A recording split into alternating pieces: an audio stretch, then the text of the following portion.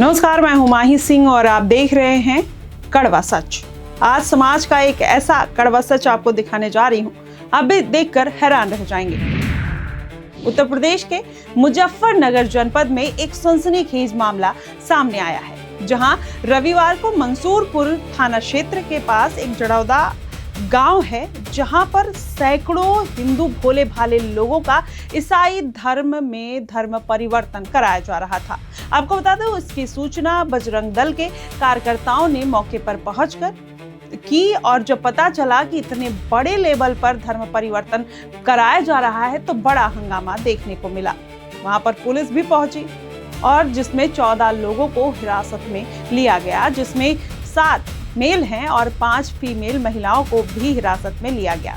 वहां पर 3 बाइबल की किताब और कुछ ऐसे कार्ड भी बरामद हुए, जिसके बाद ये पूरा मामला गर्मा गया और जांच भी शुरू हो गई।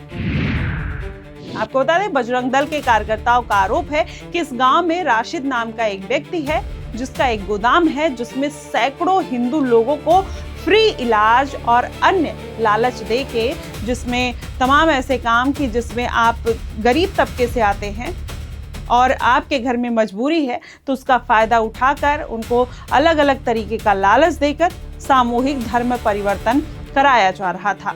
आपको बता दें, इस मामले की जब पूरी शिकायत हुई तो 14 लोगों का नाम निकल कर आया, जिसमें मेन व्यक्ति का जो नाम आया है उसका नाम है राशिद, और उसके साथ साथ कई ऐसे अन्य नाम हैं जिसमें आंसू, संगीता, अमरीश, कई ऐसे नाम निकल कर आए, जिसके बाद पुलिस अब अपनी कार्रवाई तेज कर रही है। लेकिन उसके साथ साथ बता दें कि जिस तरीके से ये पूरा जड़ौदा गांव में 200 लोगों का धर्म परिवर्तन कराया जा रहा था और खुले तौर पर आपको बता दें कि वहां पर एक बकायदा टेंट लगाया गया, जहां पर 200 लोगों का धर्म परिवर्तन इसलिए करा दिया गया और वो भी धोखे के साथ, गरीबी के नाम पर, उनकी आर्थिक व्यवस्था के नाम पर, कि जिससे ऐसा लग रहा था कि उनके लिए मदद की जा रही है, ये रूप देने की कोशिश की जा रही थी। लेकिन जब बाद में जब इसकी गहराई में जाया गया तो पता चला कि ये पूरा रैकेट चलाया जा रहा है और ये धर्म परिवर्तन कराया जा रहा है। 50 से 60 हजार रुपए देकर उसकी लालच में लोग धर्म परिवर्तन कर भी रहे।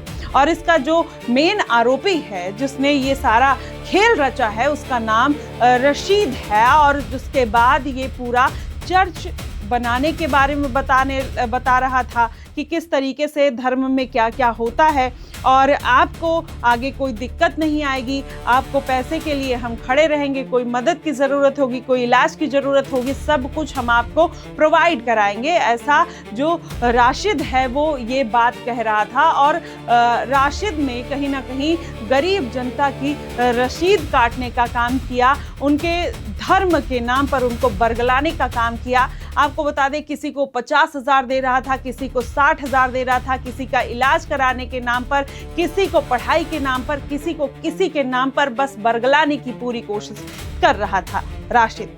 आपको बता दें, धर्म परिवर्तन आज के टाइम में एक बड़ी मुसीबत बनकर सामने आया है। अब ऐसे में जो लोग इसमें संलिप्त रहते हैं वो ये बात कहते हैं कि उन्होंने कुछ भी नहीं किया है, लेकिन आप देखेंगे जगह जगह कई ऐसे बड़े केसेस आए जिसमें साफ तौर पर देखा गया कि उसमें हिंदू परिवार को, खासकर दलित को या फिर लड़कियों को खासकर टारगेट बनाया जाता है, उनको मैनिपुलेट किया जाता है और मैनिपुलेट करके उनको इस स्थिति में, उस मोड पे लाकर खड़ा कर दिया जाता है जहां पर उनका निकलना मुश्किल हो सके। आपको बता दें, यहाँ पर भी वही प्रलोभन देकर जो है क्रिश्चियन बनाया जा रहा था, उनको कन्वर्ट किया जा रहा था। इसमें 16 लोगों के नाम अब कहा जा रहा है कि निकलकर सामने आ सकते हैं, लेकिन 14 नाम ऐसे हैं जो पुख्ता हो चुके हैं। तो अब ऐसे में सख्त कार्रवाई चल रही है।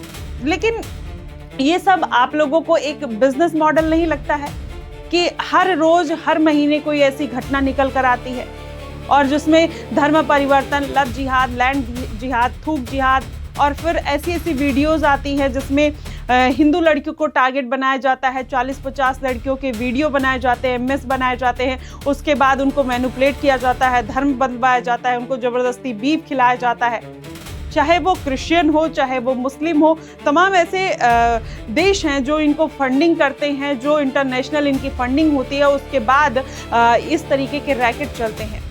आपने देखा कि उत्तर प्रदेश में कई ऐसे रैकेट का पर्दाफाश हुआ, उसके बाद तमाम ऐसी कार्रवाई की गई, जिसमें कुछ समय पहले झिंगुर बाबा का आपने केस देखा था। और अब इस तरीके के खुले तौर पर, आप सोचिए, खुले तौर पर 200 लोगों का धर्म परिवर्तन कराया जाना कितनी बड़ी बात है।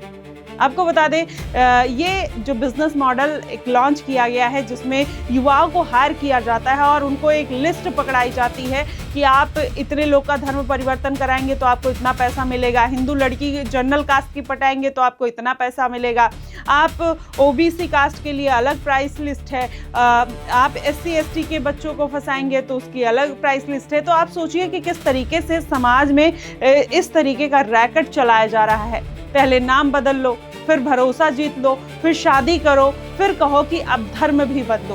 प्यार की असली शर्त क्या यही है? अरे भाई, अगर किसी विचार या धर्म में इतना ही दम है तो उसे अपनाने के लिए नकली नाम, झूठी पहचान और धोखे की जरूरत क्यों पड़ रही है?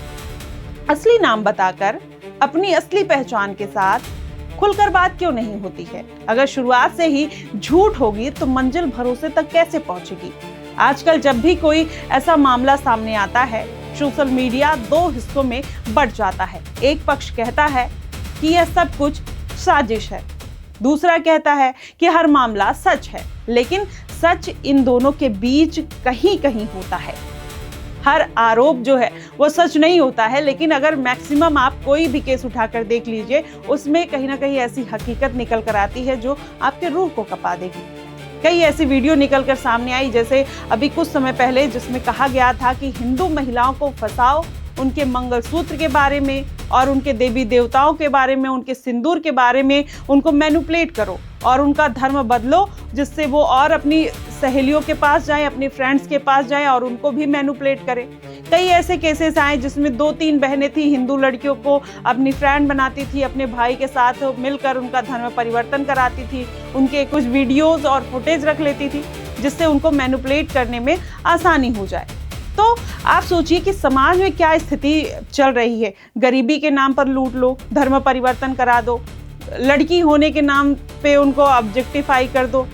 और आप देखिए कि मजबूरी का जब फायदा उठाने के लिए ये सारी चीजें की जाती है, तो प्यार कहाँ है, भरोसा कहाँ है, धर्म कहाँ है, धर्म की आजादी कहाँ है? किसी को धोखे से उसका धर्म बदलवा देना क्या सही है? इसलिए हर मामले की जांच जरूरी है, लेकिन एक सवाल ऐसा है कि जिसका जवाब आज तक कोई ढंग से नहीं देता है कि अगर रिश्ता प्यार का है तो पहचान छिपाने की जरूरत क्यों पड़ती है? अगर इरादा साफ है तो नाम बदलने की जरूरत क्यों पड़ती है? और अगर शादी 2 लोगों का फैसला है तो धर्म बदलने के बीच में शर्त क्यों आ जाती है? ये सबसे बड़ा सवाल है। जरा सोचिए कि अगर कोई लड़का लड़की किसी से कहे कि मेरा नाम रोहित है, जबकि असली नाम कुछ और हो, अपने परिवार, अपनी पहचान, अपने धर्म के बारे में झूठ बोले, शादी के बाद अचानक कहे कि अब तुम्हें मेरा धर्म अपनाना होगा, तो क्या इसे प्यार कहेंगे आप या प्लानिंग कहेंगे? इसे रोमांस कहेंगे या धोखा? और सबसे मजेदार बात देखिए, जब कोई सवाल पूछता है कि पहचान क्यों छुपाई गई, तो जवाब आता है कि प्यार में नाम नहीं देखा जाता। अच्छा, अगर नाम नहीं देखा जाता तो फिर नाम बदलने की जरूरत ही क्या थी? असली नाम बताकर प्यार हो सकता है, सही बोलकर धर्म बदलवाया जा सकता है। यह आजादी हमें मिली है कि आप अपने धर्म का प्रचार प्रसार कर सकते हैं, लेकिन किसी को झूठ बोलकर, मैनिपुलेट कर, बरगलाकर, उसकी मजबूरी का फायदा उठाकर झूठ बोलने की आखिरकार नौबत क्यों आती है? और कौन सा धर्म ऐसा सिखाता है कि आप झूठ बोलकर लोगों को मैनिपुलेट करके अपने धर्म में लेके आएंगे? कई ऐसे राज्य हैं, ऐसे मामले को लेकर कानून बने हैं जिनका उद्देश्य जबरन धोखे से या लालच देकर धर्म परिवर्तन को रोकना है। कानून इसलिए बने क्योंकि शिकायतें आई। अब जो लोग कहते हैं कि ऐसा कुछ हो ही नहीं रहा है, तो कानून क्यों बनाना पड़ रहा है? क्योंकि ऐसी रिपोर्ट्स आ रही हैं। इसका मतलब ये नहीं है कि हर शादी संदिग्ध ही है, और ना ही इसका ये मतलब है कि सारे आरोप ही सही हैं। लेकिन कई जगह पर ऐसी अगर समस्या आ रही है तो इसका निवारण होना भी जरूरी है, और इसलिए ये कानून लाए जा रहे हैं, बनाए जा रहे हैं, क्योंकि समाज में इस तरीके की केसेस आ रहे हैं जिसमें धर्म परिवर्तन, लैंड जिहाद, थूक जिहाद, तमाम ऐसे मुद्दे हैं जिस पर लोगों का जो विश्वास है वो डगमगाता है। अब कुछ लोग तुरंत कह देते हैं कि आप एक धर्म को निशाना बना रहे हैं। बिल्कुल नहीं। अगर आप कोई हिंदू लड़का भी अपनी पहचान छिपाकर किसी मुस्लिम, सिख, ईसाई या किसी भी धर्म की लड़की से शादी करे या बाद में उस पर धर्म बदलने का दबाव डाले तो ये उतना ही गलत है। धोखे का कोई धर्म नहीं होता है, झूठ का कोई मजहब नहीं होता है, अपराध का कोई संप्रदाय नहीं होता है।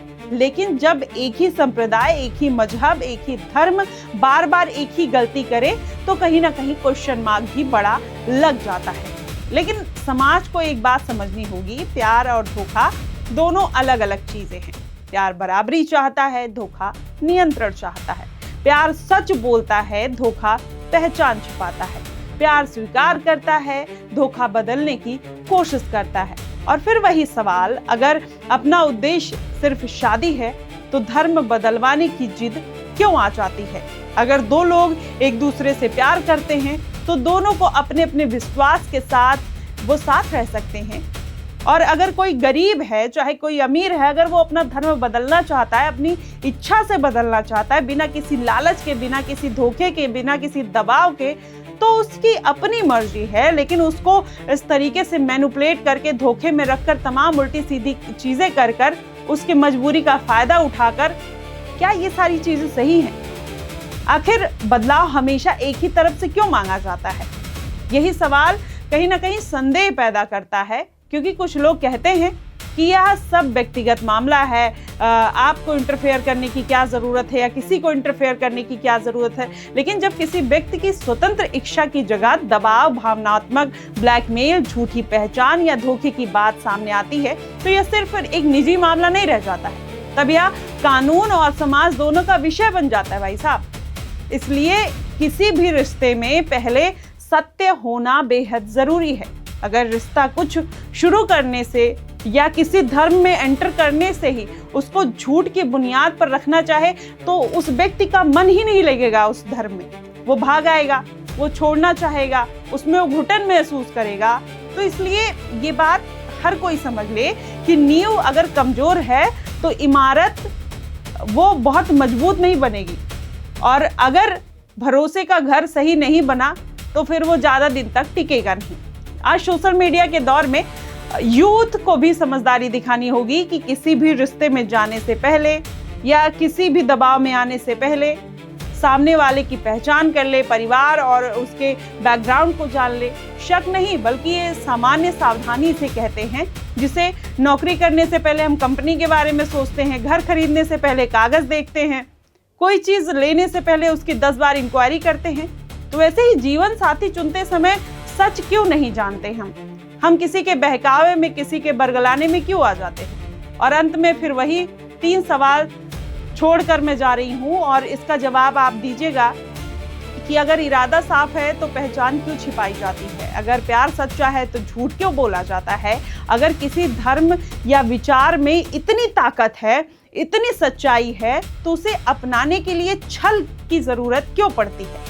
याद रखिए, धर्म बदलना किसी व्यक्ति का संवैधानिक अधिकार हो सकता है, लेकिन धोखा देकर फैसला करवाना कभी अधिकार नहीं हो सकता। प्यार की पहली शर्त विश्वास है, शादी की पहली शर्त ईमानदारी है, किसी भी सभ्य समाज की पहली शर्त जो है ट्रस्ट और सच है। इसलिए विरोध किसी धर्म का नहीं बल्कि धोखे, छल और जबरदस्ती का होना चाहिए, क्योंकि बार बार जब एक ही धर्म, एक ही जाति के लोग एक ही तरीके की गलती कर रहे और सेम पैटर्न पे काम करें और उसके पीछे फंडिंग हो, उसके पीछे बड़ी साजिश हो, तो सवाल खड़ा हो जाता है। क्योंकि जब पहचान छिपाकर रिश्ता बनाया जाता है तो सबसे पहले प्यार नहीं, समाज का, परिवार का और उस व्यक्ति का भरोसा मरता है। और जहां भरोसा मर जाए वहां कोई भी रिश्ता, कोई भी समाज ज़्यादा दिन तक टिक नहीं पाता है।